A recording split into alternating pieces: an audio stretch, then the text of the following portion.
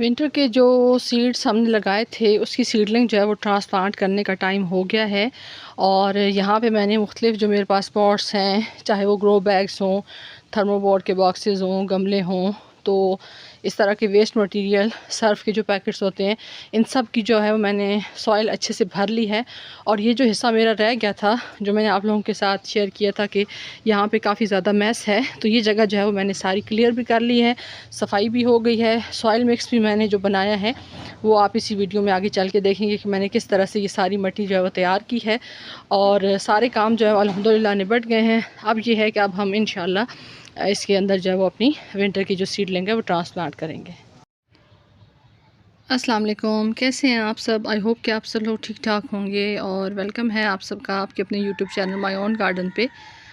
आज जो है हम काम कर रहे हैं थोड़ा सा, मैं जो विंटर की जो सीड्स लगाए थे वो हमारी सीडलिंग जो है वो अब ट्रांसप्लांट करने के काबिल हो चुकी है। तो अब जो है वो उसके लिए मैं मिट्टी जो है वो तैयार कर रही हूँ। और ख़ास तौर पे काफ़ी सारे बहन भाई पूछते हैं कि मिट्टी जो है वो किस तरह की प्रिपेयर करनी चाहिए ताकि जो प्लांट है वो अच्छे से ग्रोथ करे। तो यहाँ पे कुछ पुराने पॉट्स जो हैं वो मैंने ख़ाली किए हैं और इन्हीं पॉट्स के अंदर से जो मिट्टी निकली है उसी को मैं यूटिलाइज़ करूँगी। और अब इन जो पॉट्स हैं इन्हीं के अंदर फिर हम दोबारा से इस मिट्टी को भरेंगे, लेकिन थोड़ा सा इस मिट्टी को फ्रेश करेंगे, क्योंकि जब आप मुख्तलिफ़ प्लांट्स लगाते हैं तो पॉट्स के अंदर डिफरेंट टाइप की जो है वो आप सॉइल मीडिया तैयार करते हैं।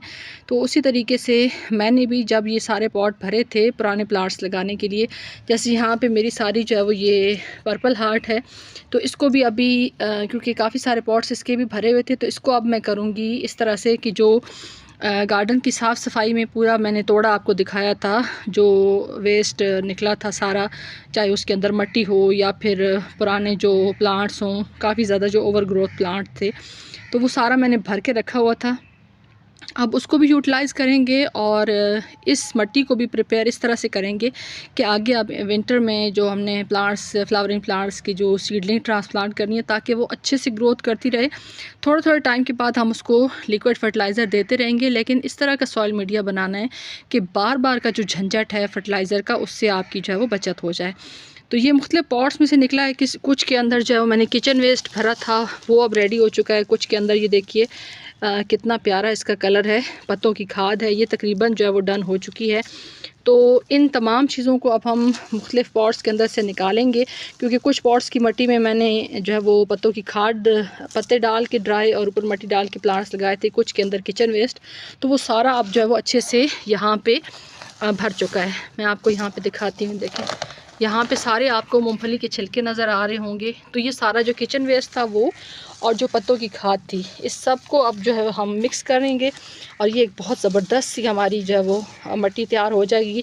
कुछ एक्स्ट्रा इसके अंदर डालने की ज़रूरत नहीं, लेकिन अगर आपके पास ये सब चीज़ें ना हों तो फिर आप इसके अंदर जो है वो मिट्टी बनाते वक्त आपके गार्डन सॉइल, सैंड और साथ आपने कंपोस्ट ऐड करनी है। सर्दियों में थोड़ा सा कंपोस्ट आपको ज़्यादा ऐड करनी चाहिए, ताकि क्योंकि गर्माइश की ज़्यादा ज़रूरत होती है, सर्दी की वजह से प्लांट्स जो है वो काफ़ी ज़्यादा स्ट्रेस में होते हैं। तो अगर आप सिर्फ जो है वो सिंपल मिट्टी और हल्की सी कंपोस्ट के साथ सॉइल मीडिया बनाएंगे तो वो अच्छे से उसके अंदर प्लांट्स की ग्रोथ नहीं होगी।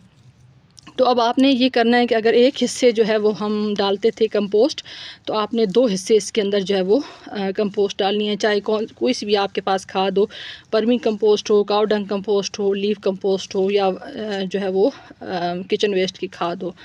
तो ये सारे आपके पास ऑप्शंस हैं। मैं इसीलिए सारी चीज़ें आपके साथ शेयर करती हूँ कि मुझे नहीं मालूम कि आपके पास कौन सी खाद आसानी से मिल सकती है, तो इसलिए अपने पास जो अवेलेबिलिटी है आपके पास, आप उसी के हिसाब से जो है वो अपने सॉइल को प्रिपेयर करें। और मेरे पास पत्तों की खाद भी हो जाती है, ज़ाहिर है मैं घर में बनाती रहती हूँ, किचन वेस्ट की खाद भी होती है, तो इसलिए मुझे ज़्यादा झंझट जो है उस तरह का नहीं करना पड़ता, ना मुझे इतनी ज़्यादा टेंशन होती है कि मैं कौन सी चीज़ जो है इस टाइम पे इसके अंदर ऐड करूँगी। तो ये सारा सॉइल मीडिया हम भरेंगे, अच्छे से मिक्स करेंगे इनको, और मिक्स करने के बाद इनको जो है वो हम पॉट्स के अंदर डालेंगे। और पॉट्स भरने के बाद फिर मैं नेक्स्ट वीडियो में आप लोगों के साथ शेयर करूँगी कि आपने किस तरीके से जो है वो अपने सीडलिंग को ट्रांसप्लांट करना है।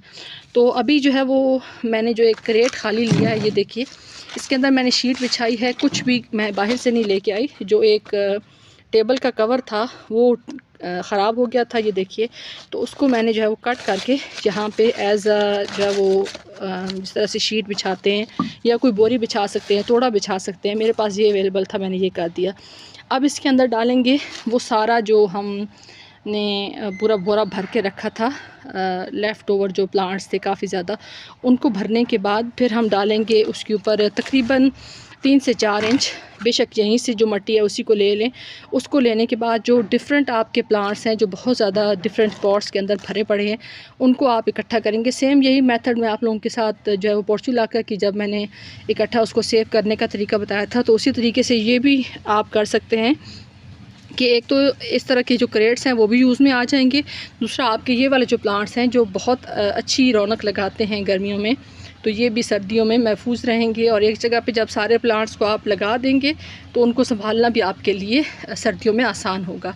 तो अभी मैं ये काम करती हूँ और आई होप कि जो मैंने शेयरिंग आप लोगों के साथ शेयर की है आपको अच्छी लगी होगी। आप भी इसी तरीके से अपने जो पॉट्स हैं उनकी मिट्टी तैयार करें, और फिर नेक्स्ट वीडियो में मैं इंशाल्लाह आप लोगों के साथ शेयर करूँगी कि आप किस तरीके से जो है वो अपनी सीडलिंग जो है विंटर की उसको ट्रांसप्लांट कर सकते हैं।